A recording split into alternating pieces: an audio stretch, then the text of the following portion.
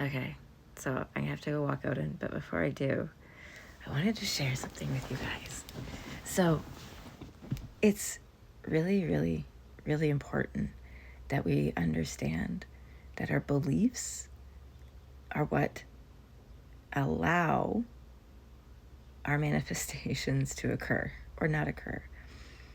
And a lot of us are manifesting in the 3D right now, but for some of us who are working on more interesting ideas, I don't want to manifest mundane stuff. So I've been doing some interesting research on different ideas and concepts and trying to integrate different things. Yeah, I'm not going to get into it because no one needs to know until I actually do it, and then I'll tell everybody. But the thing is there's two parts to belief that I think we often overlook. So first belief is you have to be willing. The first part of belief, any belief, is you have to be willing. Willing. That's it. You have to be willing. A belief can't occur unless you're willing to believe it. So do you feel like you want to believe it? And if you don't want to, there's nothing wrong with that. That's not a bad thing or a good thing. Don't judge it, okay? If you don't want to believe something, there's something inside of you that needs your attention. It could be that you were programmed to believe something totally different and you have to slow that momentum down and slowly increase momentum in the opposite direction, which can take some time. Or possibly you could be afraid to face the truth of your willingness because you don't want to. You just don't. Because if you have to face this new belief or change a belief, it might make you accountable for your actions previously before your emotions catch up to you and you realize that you don't have to hate yourself for every choice you've ever made. You're allowed to forgive and let go as long as you start doing better once you know better, right? So sometimes we get stuck with the willingness to believe. We don't want to believe. And here's the next part. We have to allow. Not kidding. First you have to be willing to believe, and then you have to allow yourself to believe. Meaning you have to give yourself permission. And I know that probably seems strange, but much like computers, our brains need command prompts. How many of you remember DOS? I'm dating myself here, but I used to play Knight Rider a lot. Or was it Knight Rider? Not Knight Rider. It was Ghost. Was it Ghost Rider? Is that what it was called? Dear God, it's going way back. Anyways, I had a floppy disk, and I had DOS, and we had command prompts. I actually had a lot of games on floppy disk. And I started programming floppy disks and stuff. Anyways, that's going way back. A lot of fun, though. But command prompts are a thing. Just like you have to tell yourself, and this goes back to the beginning of my trauma therapy. Was my first, I would say about half a year. My first half a year was just allowing myself to have emotions, allowing myself to exist without judgment. But I had to slow the momentum down of all the judgment and criticism, condemnation. I mean, I was really hard on myself. I thought I should have been like a freaking superhero. I was trying to do everything. I was going to school full time. I had 3 children. We had just finished the COVID lockdowns. I had chickens and dogs and cats and a big house and a yard and a garden. And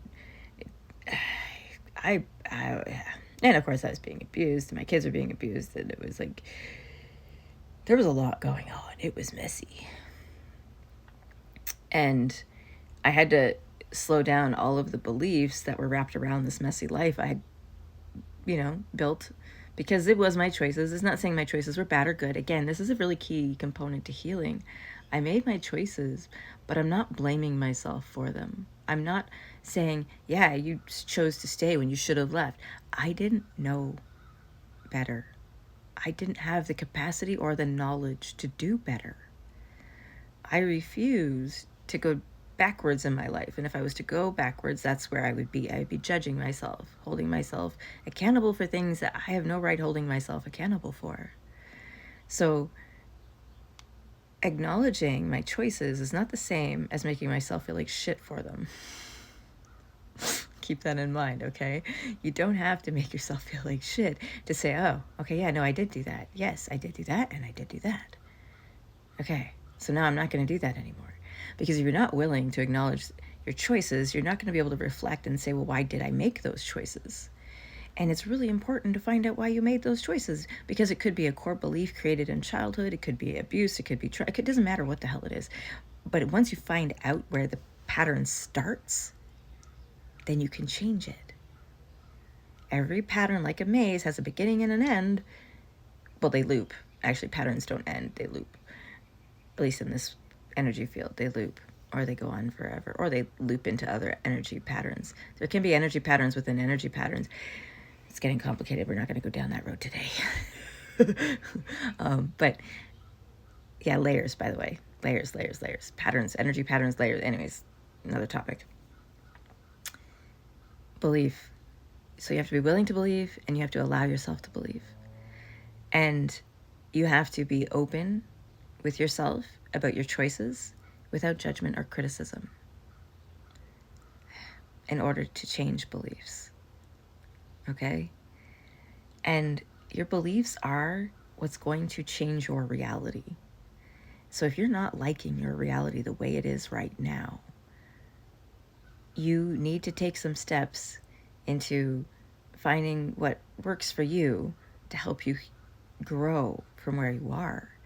Maybe check into trauma counseling, a holistic trauma counseling that does all four parts: the soul, the body, the mind, and the emotions, like the psychology. Don't just do Western medicine psychology that's going to drug you up and label you, box you. Don't do that. Don't do that. It won't actually help you heal, because it's not trying to find the root cause of your struggle. It's just trying to cover up the symptoms of your struggles. And a lot of these mental disorders and mental conditions that people are calling genetic, this, that, and the other thing, really, honestly, it's energy having to be expressed because we're not allowing ourselves to exist the way we're meant to, which is why I have to allow myself to be myself. I have to allow myself to have emotions. I have to allow myself to acknowledge my choices without judgment or criticism. Because if I don't allow myself to be myself, I'm constantly resisting myself.